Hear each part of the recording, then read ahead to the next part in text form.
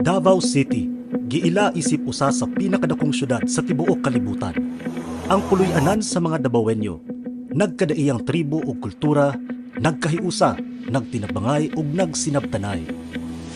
Sulod sa 87 ka tuig, ang Davao City nagpabiling lig-on ug padayong nagauswag.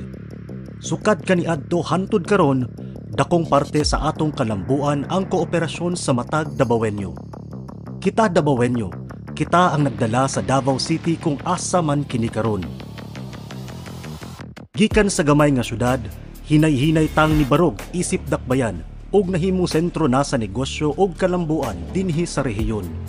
Ang padayong pagsulod ug pag-abri sa mga negosyo, paglambo sa mga industriya, timailahan sa padayong pagdako sa atong syudad ug sa atong ekonomiya.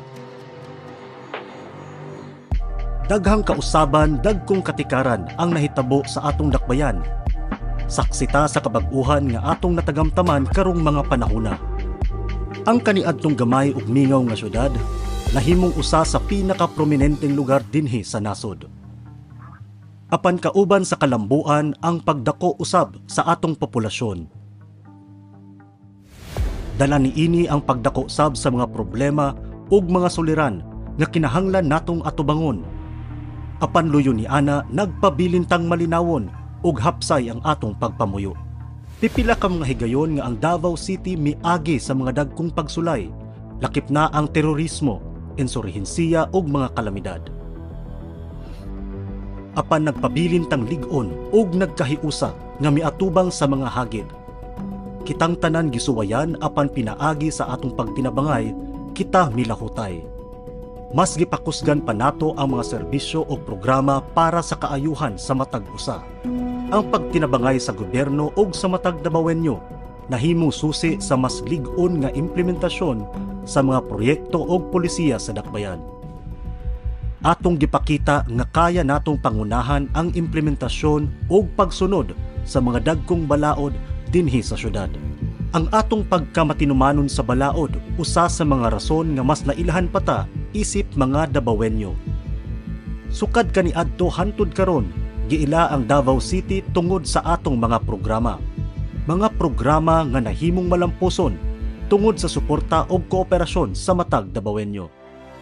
Davaoenyo, sulod sa 87 ka tuig, atong gipakita nga pwedeng magkahiusa luyo sa managlahing tinuuhan ug estado sa kinabuhi.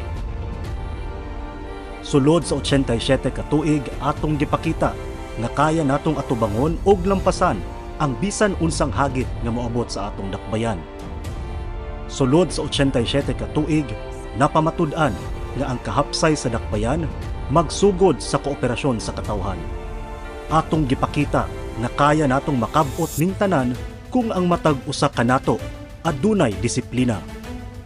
Disiplina sa kaugalingon ug sa isig katawo, disiplina sa pagsunod sa balaod. Luyo sa mga kabag-uhan sa atong palibot, kinahanglang magpabilinta nga disiplinado ug matinumanon sa balaod. Garbo nato nga kita Davaoenyo. Garbo nato nga kita disiplinado. Apan mas dakong garbo nato kung kita magkauban sa pagkabot sa atong mga pangandoy para sa atong syudad. Isip mga disiplinado Davaoenyo.